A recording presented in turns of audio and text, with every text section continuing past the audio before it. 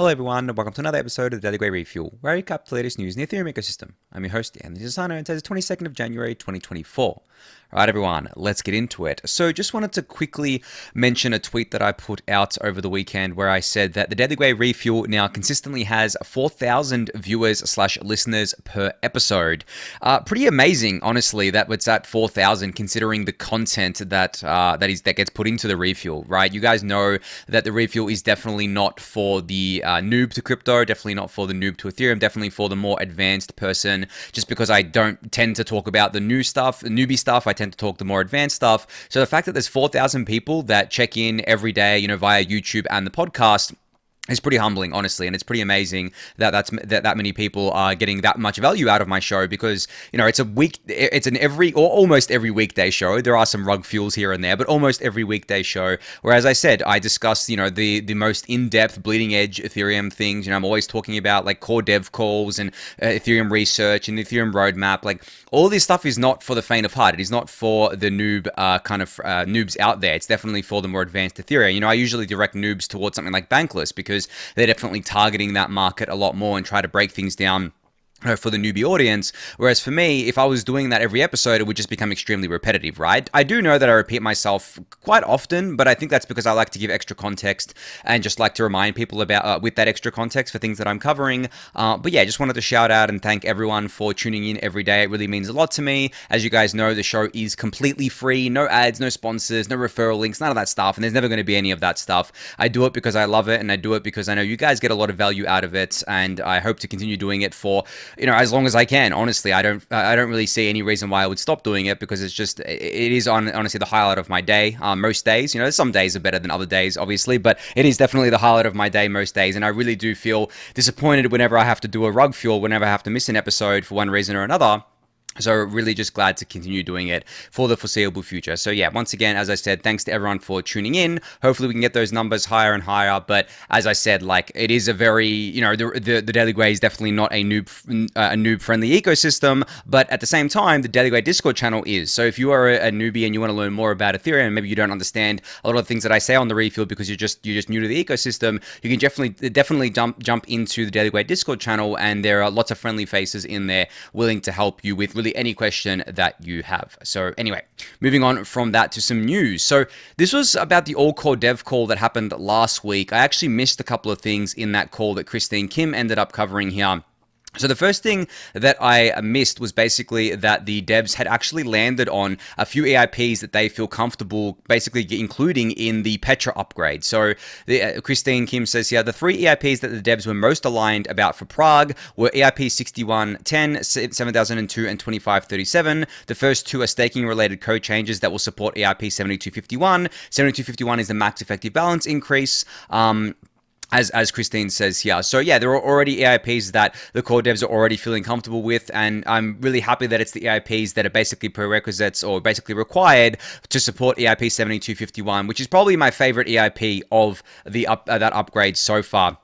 And at the same time, I think I mentioned basically last week that I thought the chances of the Verkle tree related EIPs going into Petra were quite small, and Christine Kim echoed that here while she said, well, I think the chances of Verkle going into Prague are slim. I still think the ambitious nature of ETH devs will cause them to include other EIPs in Prague that make the upgrade hard to ship by end of this year. And I think mention that last week as well, where I said that, I guess like optimistically we could ship it this year, but realistically probably early next year, just because of the fact that, as Christine says here, the core devs will probably want to include a lot of these EIPs because of the fact that there are a lot of really important EIPs that are being proposed, and that might push things out, especially if there are like bugs or there are unforeseen kind of things that comes up with the clients. As we saw with Denkun, for example, with 4844, there was something that basically pushed that back from being able to be shipped in November to shipped in March, and that was I can't remember exactly what it was, but it had to do with EIP 4844, and the devs basically agreed that they'd rather do that now than wait until the next upgrade to do it. And if it cost a couple of months worth of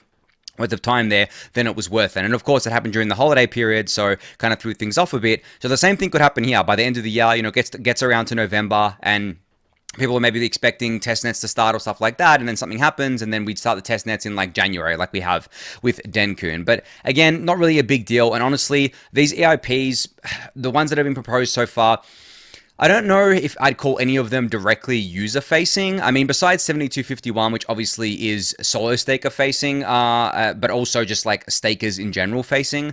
And also that has downstream effects, like 7251 going to the network could allow us to do things like, essentially increase the blob sizes, which are user facing, because it means that L2s get cheaper for users or rollups get cheaper for users. But I don't know if there's anything directly user facing here. A lot of these things are definitely more geared towards developers, helping developers out, just hardening the network, setting the groundwork for future upgrades. That's what this kind of stuff is. And again, like, that's the reason why we push so much stuff to layer 2s, guys, because layer 1 changes, like, most of them are not user facing. They're not directly user facing, right? But anyway, that's just some of the things that I missed covering last week that I just wanted to cover. But you can go check out Christine Kim's tweet thread for yourself. I'll link it in the YouTube description below for you to do so. All right, so this is something I wanted to talk about today for a little bit. Actually, I'm probably going to spend a good chunk of time on this because I think it's important to talk about this again. But just to give some context here, Nethermind the Nethermind Ethereum execution layer client had a bug today that affected validators that were connected to it. So I think around 10% of the network was basically offline for a couple of hours or a few hours because Nethermind forked off of the main chain onto its own chain due to a bug. Now, this bug was quickly fixed, and then people could upgrade their nodes and be on their merry way, and the network basically self-healed like it usually does.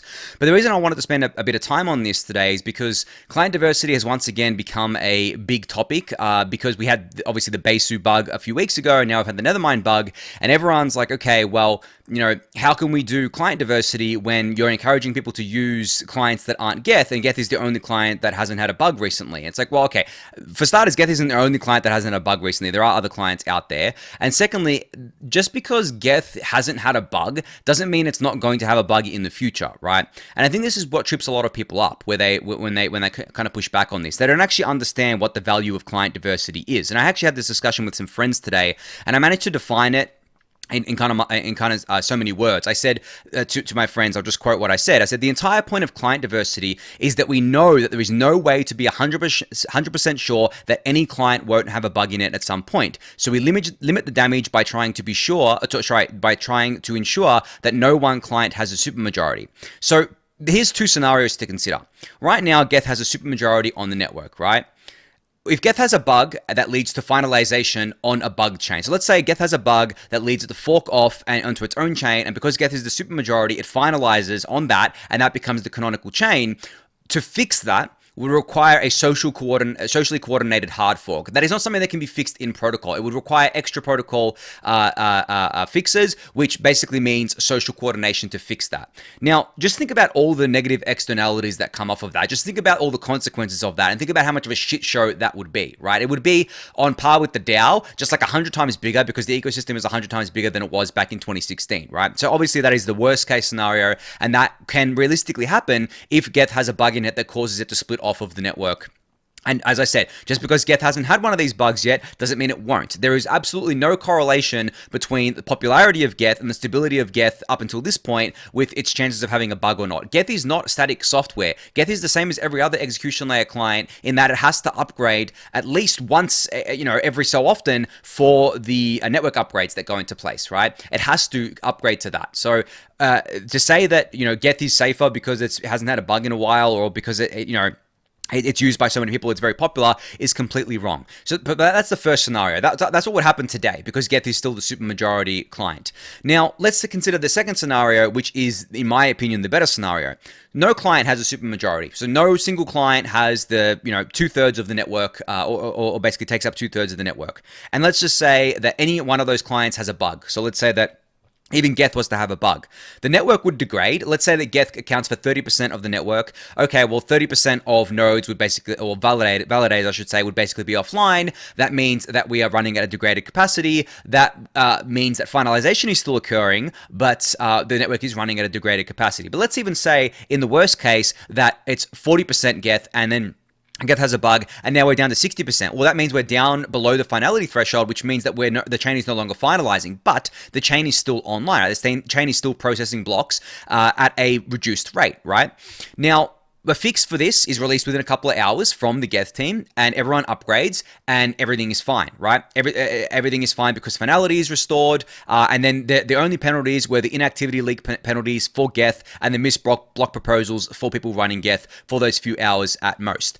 So which scenario would you prefer? Would you prefer the first scenario where it requires the a socially coordinated fork to fix, which is the worst case scenario and something that we want to avoid at all costs? Or would you like the second scenario where no client has a supermajority, even though that may increase the risk of there being, a big part of the network being on a bugged client? I always prefer the second scenario because it doesn't matter if there is a bug even if something has like 50% of the network, that is still okay because of the fact that the bug will get fixed relatively quickly and it doesn't lead to a finalization on a supermajority client that was bugged, right? That is the worst case scenario, as I said, because it requires social coordination to fix. And the term fix here I'm using very lightly because fix then becomes subjective because everyone has a different opinion on what you would want to do. Like, do you roll back the chain? Do you do an irregular state change? Do you accept this new bug chain as the canonical one? Or what if the bug is an infinite mint bug of ETH? No one's going to accept that. No one's going to accept that there's just going to be infinite ETH out there. That would crash the price of ETH to zero.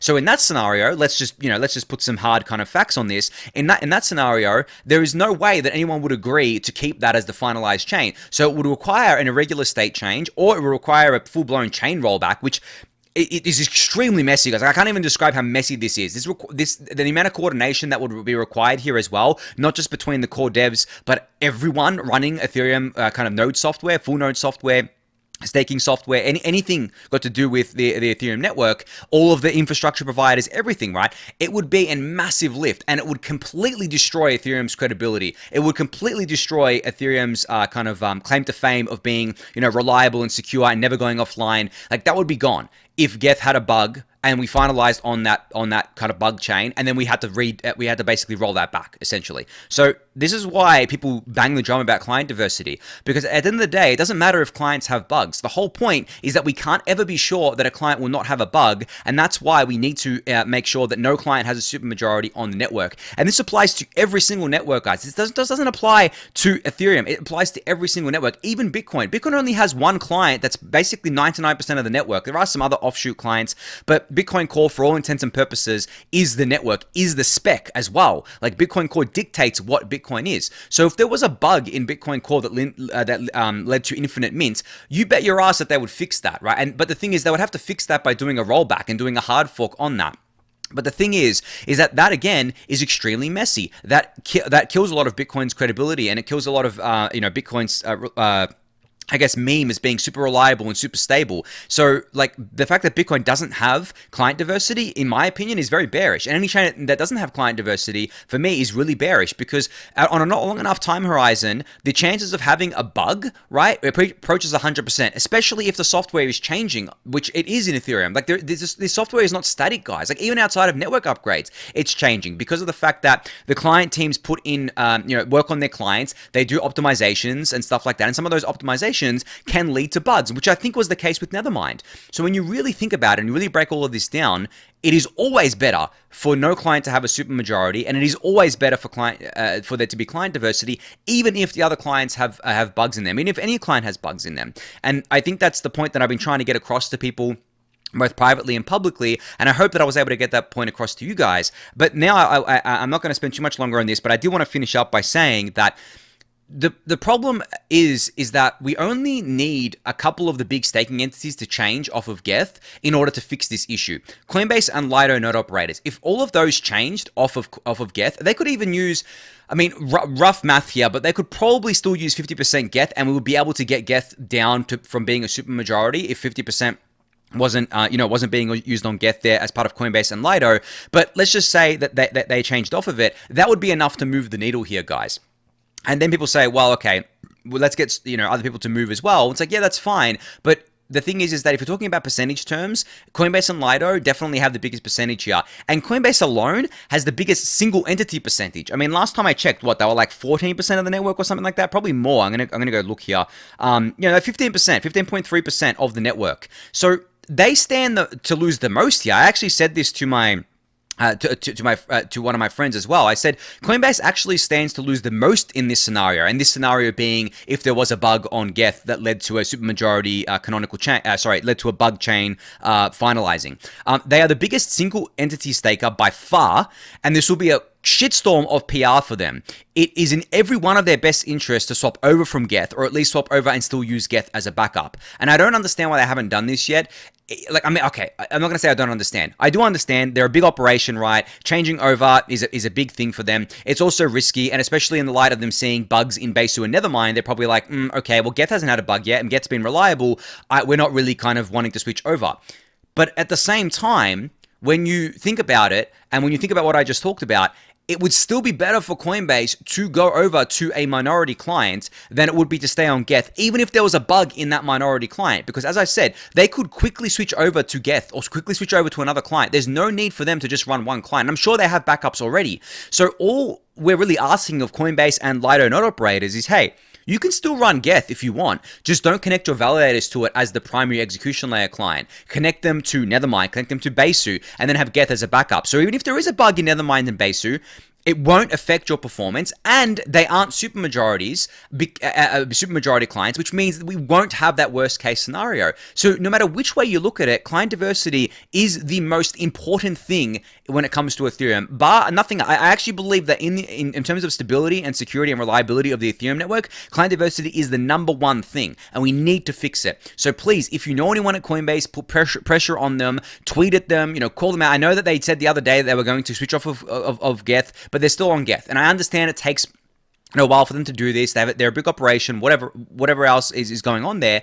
But put pressure on them, put pressure on Coinbase, keep talking about it, keep being loud about it. Because as I said, worst case scenario is really, really bad for Ethereum. And it is really, really bad for those large single entity stakers like Coinbase. Like, could you imagine like the PR shitstorm that would ensue for them? Like, I think it would affect their stock price as well. Because Ethereum is such a huge part of their business as well because of Base. Don't forget, they aren't just having ETH staking. They also have Base, which they're putting a lot of resources into. They have a lot of tokens that trade that are ERC20 tokens. They have a lot of things that they're doing with the L2s. So when you look at it from that perspective, it's in literally every one of their best interests to get off Geth.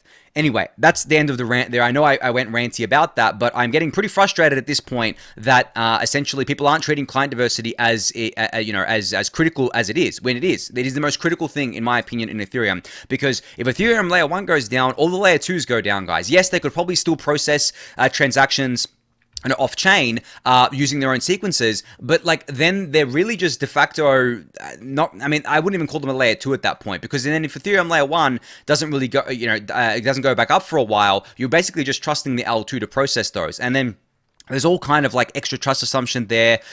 It just becomes very messy. So Ethereum layer 1 needs to stay online 100% of the time, or at least we want to try to keep it online 100% of the time. And doing that requires client diversity. So yeah, anyway. I'm going to end that rant there for today. Moving on to something a bit more positive, I should say, which is just a tweet that I saw from Stephen Goldfeder here, who is the co-founder of Off-Chain Labs. As you guys know, build the Arbitrum ecosystem. So he basically said Arbitrum Orbit, which is their answer to, I guess, the OP stack and the Polygon CDK. He says Arbitrum Orbit L2 on Ethereum, Arbitrum Orbit L3 on Arbitrum 1, Arbitrum Orbit L3 on Arbitrum Nova, etc., endless possibilities. And I talked about this last week about how Arbitrum Orbit chains are now able to basically settle to anywhere, whether that be Ethereum L1 or Arbitrum 1 L2 or another L2 or use another data availability layer. They don't have to use Ethereum, right? They don't have to be a rollup. They can be a Validium, things like that. But the reason I want to talk about this a bit more today was because like this is the freedom that the modular approach offers you as a builder, right? Like previously, if you were building on Ethereum pre-L2s, you wouldn't have any freedom to do this. You'd basically be tied down to the rules of the Ethereum layer 1, and you'd be limited by the Ethereum layer 1, and you would be able to not affect any change there. And that's why we've seen so many L1s kind of, spin up over the years, because people wanted to experiment with different things, but there was just no way to do that on Ethereum L1. So obviously we saw these other L1s spin up and say, hey, we're not EVM, we don't use Solidity. You can do this, you can do that, and you can experiment with this, you can experiment with that. Oh, hey, we're not proof of work, we're proof of stake. Ethereum isn't proof of stake yet, but we are. When in reality, I mean, they're like delegated proof of stake, which is just the worst version of proof of stake in my opinion. But they're that, right? Or they're like, we don't like the way that Ethereum is doing this. We're going to do it this way. So I understand that from that perspective, but the L2s and the L3s now cover most of what most of the experimentation that people want to do. Outside of wanting to experiment with things like consensus mechanisms and maybe some more intricate things there, which honestly is not something that I think was a differentiator for networks, to be honest, for most networks. And I don't really think it's something that's going to get you product market fit with actual end users. For everything that would get you product market fit with, I should say, developers and end users, is the fact that you can experiment with different virtual machines, different programming languages, and different types of apps that aren't limited by Ethereum L1. And that's exactly why a lot of these L2 teams are targeting these markets, letting people build their own chains, letting them kind of put their data wherever they want to put it, letting them code in things or make smart contracts in things that aren't Solidity, giving them more control over how they do their fees. I mentioned, I think a couple months ago, that Immutable X was offering, or Immutable ZKVM was basically offering to allow people to basically subsidize the fees for their users and offer free transactions, all that stuff. So yeah, I mean, there's endless possibilities there, as Steven says here. So I just figured that was worth bringing up again and worth talking about again, because the L2 space is getting real crowded now. I mean, it's been crowded for a while, but it's getting even more crowded. It's becoming like grifty as well, which I don't like.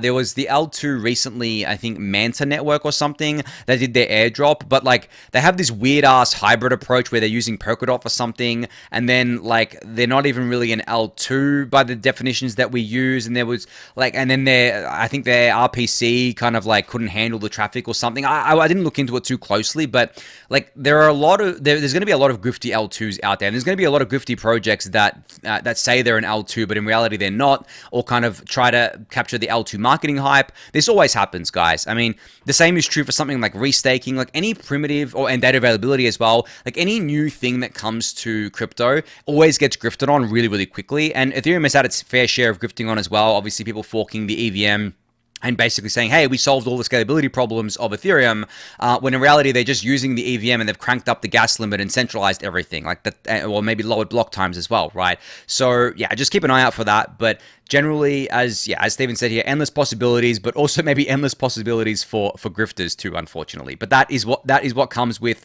I guess, the territory when you're a permissionless ecosystem.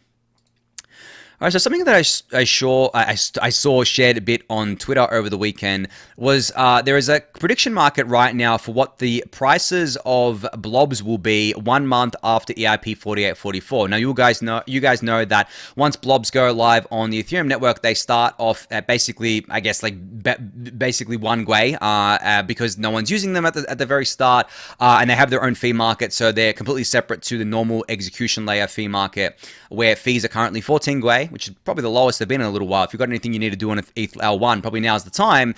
And people are betting on, what the cost will be in ETH terms here, which is, I guess, like, if you translate that to Gwei terms. So you can see here that I think most people think it's going to be between 0.0001 and 0.01 ETH. And you can see the percentage chances that of that. That's, I think, 77% combined percent chance there, and then I guess like there's a bit more money to be made if you're right on the other chances. And the funny thing about this is that no one really knows, because there are so many unknowns here. Like if you think about it, there's unknowns in the fact that like how many L2s are actually going to be using blobs, or how many rollups are going to be using blobs after a month.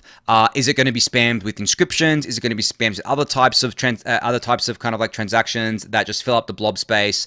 Like we don't actually know, and I think that a month after we'll probably get a pretty good idea, but at the start we won't know. So it's pretty cool that this is doing 1 month after EIP 4844 goes live, because if we did it like a few days after, it probably wouldn't give you much signal. But after a month, I think things start to become clearer, and we start to get a clearer picture of what things look like here. But yeah, I'm gonna keep an eye on this, see what the odds kind of go. Like I'm not placing any bets myself because honestly I just don't know. I think there's too many unknowns to place a reasonable bet here. But if that's something that you're interested in, you can go check this out. I think it's on I don't know if yeah. So it's linked here. It's on Polymarket. You can go check out this. I'll link this in the YouTube description below.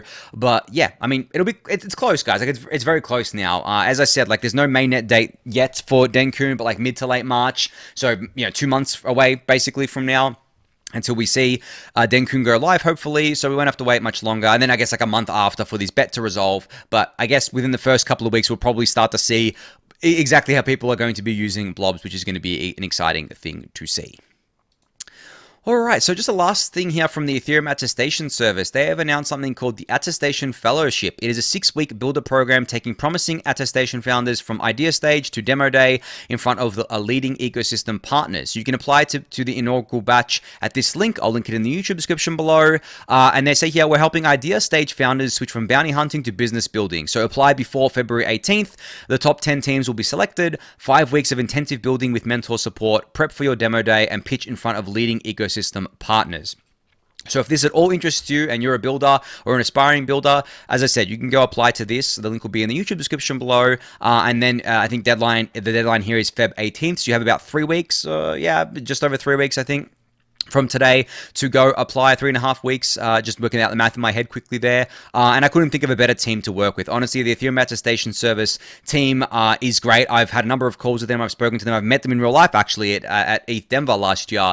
But they have been great. And the thing is, the Ethereum Attestation Service is a public good as well. This is like kind of completely open source public good. They haven't taken any VC money as far as I know. They're not trying to monetize this. They're just trying to be a nice, credibly neutral, open source public good on Ethereum for attestations, which I think obviously is sorely needed and something that is going to scale quite well as we begin to build out more identity solutions, as we begin to do things like what Coinbase is doing with Base, where they're basically tying Ethereum addresses to Coinbase accounts in order to offer perks and things like that. The possibilities really are endless here. And if you haven't listened to it yet, there was a great Bankless podcast with the Ethereum Attestation Service founders. I think it's a little while ago now. You can probably just search Ethereum Attestation Service Bankless and it'll come up, and it explains exactly what it is, what the possibilities are, and all that good stuff there. So you can go check that out for yourself. Just Google that, and I'll link this thing in the YouTube description below for you to check out. Now, finally, I've got a few minutes here. Wanted to quickly talk about the markets a little bit because it's just kind of funny how like these things play out, and it's funny how I reflect back on what I said even a couple of months ago, and it's kind of playing out exactly how I said. Not to say that I'm an oracle of the markets or anything like that. I get a lot of things wrong. But one thing I just wanted to mention was that I think I said like a couple months ago, or maybe even less than that, maybe a month ago, that the market was very confused about what to do post BTC ETF spot approvals. Now, I did say that I thought that the market would rotate into ETH, which it did. ETH BTC went up, and it seems to have bottomed for now, and the sentiment kind of shifted there.